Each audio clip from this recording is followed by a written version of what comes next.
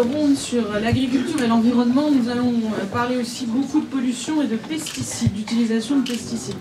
Vous savez comme moi que la mondialisation a développé un modèle productiviste, intensif, et notamment en matière d'élevage et d'agriculture, qui a conduit au développement de méga-structures, de fermes-usines. Nous avons d'ailleurs eu l'occasion de visiter la fameuse ferme des 1000 vaches dans la Somme avec Eric Chermoz il y a peu de temps. Et contrairement à ce qu'a avancé, je ne sais pas si vous avez vu, je pense que vous avez vu l'émission avec Ségolène Royal qui a prétendu très fermement que la ferme des 1000 vaches n'existait pas. Eh bien, je vous assure que la ferme des 1000 vaches existe bel et bien. Nous l'avons vu, elle compte effectivement non pas 1000 animaux, mais 852. Voilà. Et c'est l'exemple type de l'élevage.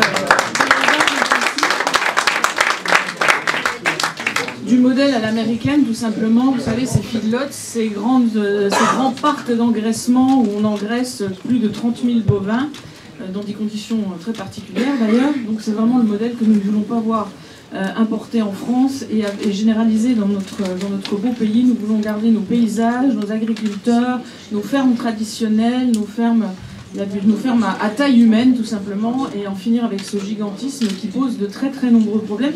Je vous donnerai un chiffre.